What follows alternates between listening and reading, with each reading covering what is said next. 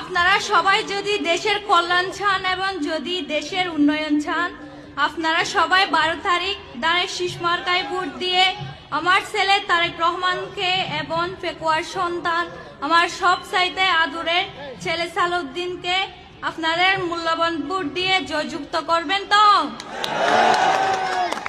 আমি রাজাখালী 1 নম্বর ওয়ার্ডের পক্ষ থেকে আপনাদের সবাইকে অভিনন্দন ও স্বাগতম।